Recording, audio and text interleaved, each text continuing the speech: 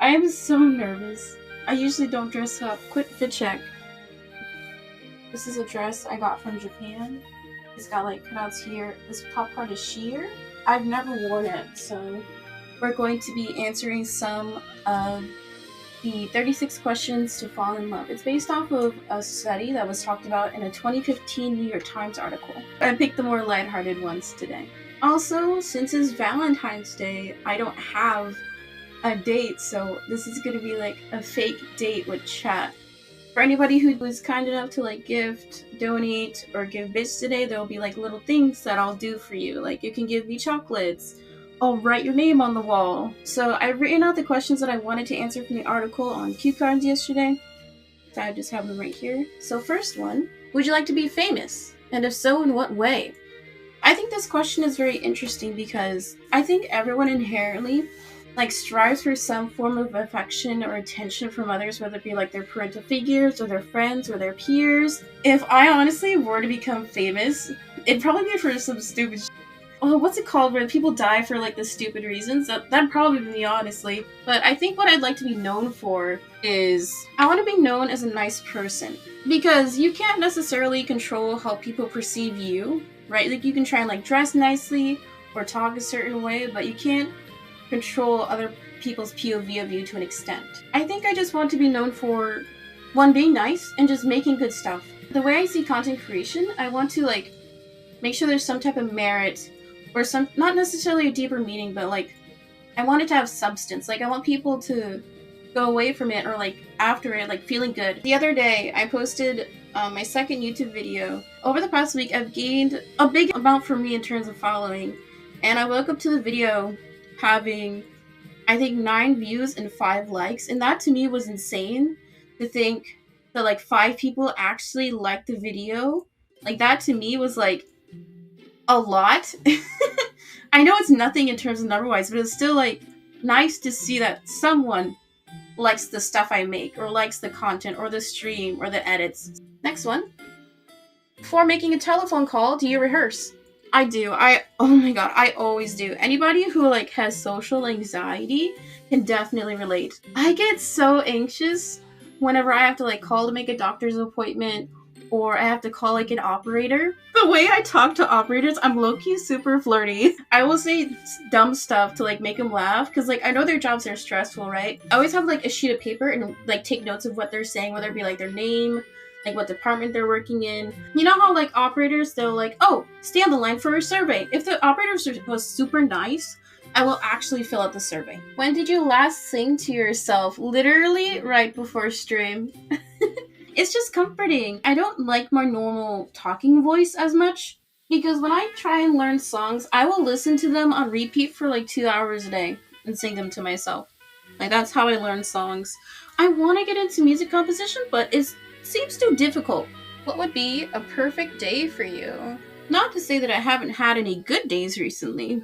Hey, thank you for the 2 gifted subs, Cutie Lee. So since Cutie Lee gifted 2 community subs, she gets to give me some flowers. Oh, that's cute. Go ahead and fill up the jar right here. Thank you, Cutie Lee. I appreciate it.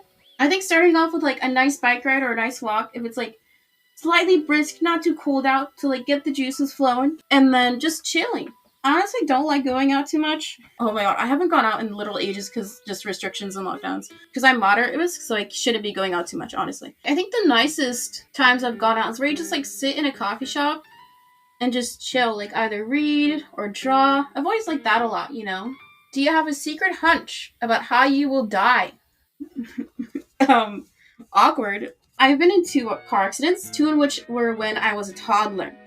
First one was I was in the back seat in my little kiddie seat, and my dad was driving like his big SUV van, and he was forced off the road by a semi-truck, so he hit a pole. Thankfully, I was okay, but still like, something's wrong up here, you know? And the second time we got into an accident was when I was like, when my mom was pregnant and she got rear-ended. 2 double whammies for me. It's like, 3rd time's the charm, am I right? This is why I don't drive. I'm honestly terrified of driving. I considered taking like driver's ed classes, but I was too scared to because with driving, you do have like the ability to control your own car and your own vehicle, but you can't necessarily control everyone else. everyone else who's driving, right? So you have to like be aware of everything that's going on. Like, I don't understand how people can like jam out to music or listen to podcasts while they're driving. It's like, how are you not paying attention? Like, I don't get it. I'll probably die in a car accident. Just the probability is insane. Like, how many people die in car accidents every day? Anybody got the numbers, chat? Name 3 things you and chat have in common. Let's think about this one. Okay, 1, we're both Twitch heads. We're always on Twitch. This is cringe. Okay, this is cringe. But I got into Twitch during the Among Us era. We all type words. Okay, that's a good one. Write that down, chat. Write that down. Yeah, we're all DGens. Okay, yeah, we're all Soda Poppin' fans. Got it? I assume that everyone's a gamer. Twitch in general is so game-based. So, like, if anybody in chat doesn't play games, what are you doing? What is something you've dreamed of doing? I think dream is a kind of a heavy word. I know for me, I'm always so focused on the present in terms of, like, now and 3 months from now. We've always not had a lot of money, so it wasn't really realistic to think years in advance because you don't know if you're gonna like have enough food for the next couple months. That's the mentality I grew up with, right? I think the dream is just be comfortable. A house is so permanent, so like if you don't like it, it's like you're stuck with it. You know, you can sell it, but that's still a lot of time to spend. I guess having enough money to be sustainable. Like, I don't need anything crazy. Like, I don't need a pool. I don't need a jet ski.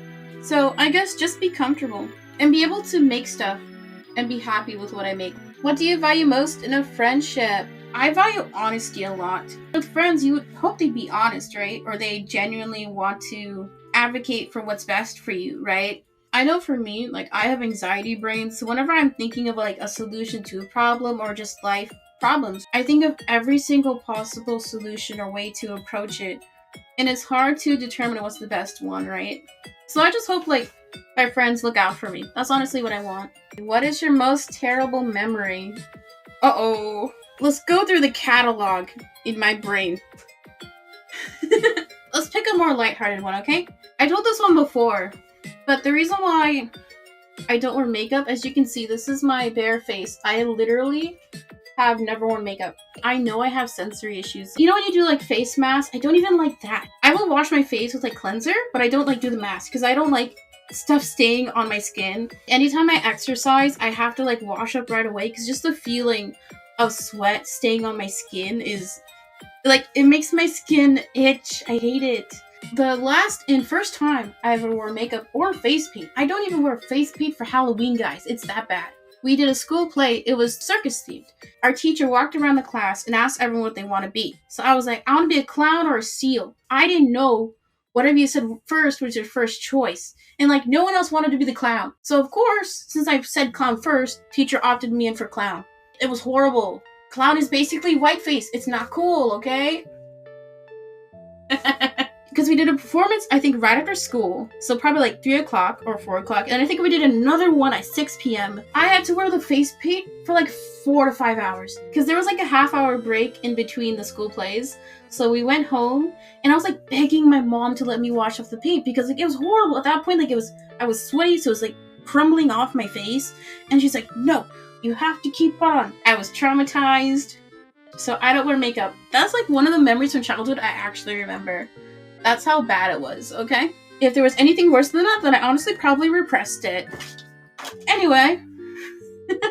What roles do love and affection play in your life? When I was little, so like elementary, middle school, I never like hugged my friends.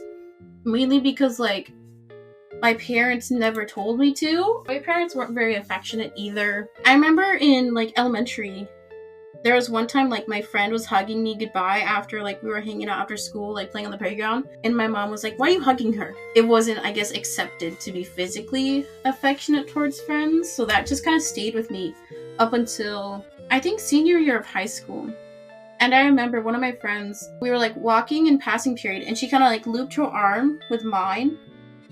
And I was like, this is weird. I don't do this. What is this? Is this how friends show they love each other? What is this? She would do that all the time. I guess I got more accustomed to it, and it made me realize there's different ways of showing you appreciate someone. Whether it be like vocally telling them you appreciate them, or like pat on the shoulder, arm around, you know. After that, I become like very like touchy-feely. Like if I'm talking to my friend, like I'll like go like this, you know. raise their arm is reassuring for me now. It's weird how, like, I guess that 180 happened. It took a while to, like, I guess be open to be more, like, platonically, physically affectionate with people. If we became, so me and Chat became close friends, what should we know? Thank you for the 100 bits, Cutie Lee. Finally, Cutie Lee bought me some chocolates. Thank you. So I got these chocolates, and these are, like, fancy Lindor truffles. Ooh, let's see. Oh, dude. So this one is from Cutie Lee. I actually get to eat one.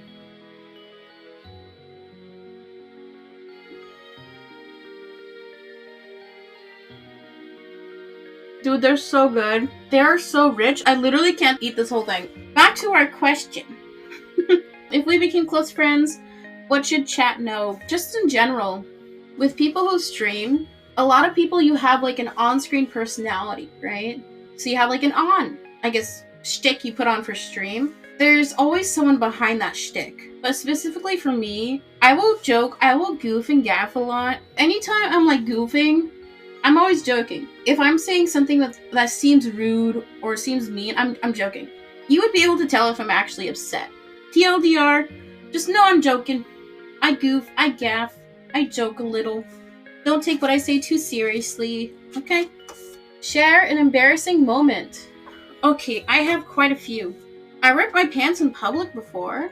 I was in school, and I was wearing my favorite pink camouflage capris. I loved these things. I wore them almost every day, meaning I didn't wash them every day, which was a problem. My mom should not have let me do that.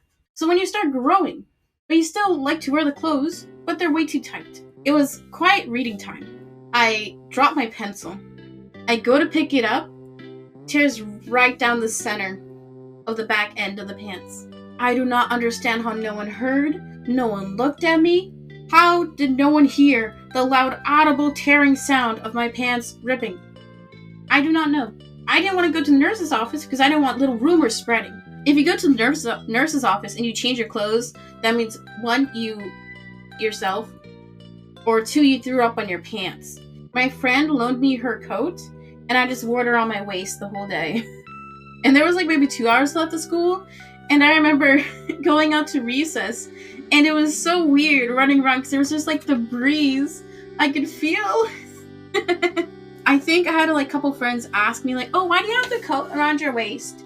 And I was like, yeah, I just spilled sauce on my pants, like nothing major. And they're like, okay, because they're 10. They don't know any better. They just take answers at surface level. They had no idea I was lying.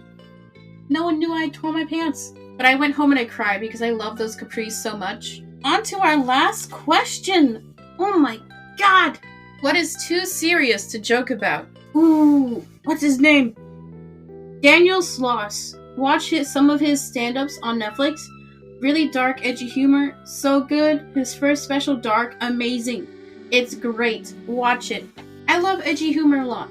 I think humor is subjective. Going back to the recent Dave Chappelle controversy, I was with the opinion that people can't necessarily make jokes that they don't understand or can relate to. Comedy is definitely an open book. You can do what you want with it, right? It has to come from a place of understanding. And a lot of jokes, they shouldn't be blatantly making fun of a group or a person. I think they should be clever and written well enough to where they're more appreciative of the actual workshopping of the joke, not laughing at a simple diss at someone. What would be too serious to joke about? I think joking about school shootings is kind of where the line is. I think that would be a good line. Joking about terrorism, that's your mom jokes. You think that's too serious? Dude, your line is way too low. Yeah, I really can't think of anything else. Those two things are kind of pushing it. That was our last question of the day. I think the article had 36 questions, but I only pulled about 12 to 15 because a lot of the other ones were a bit too personal. I don't want anyone to genuinely fall in love with me, okay? We don't need that just yet.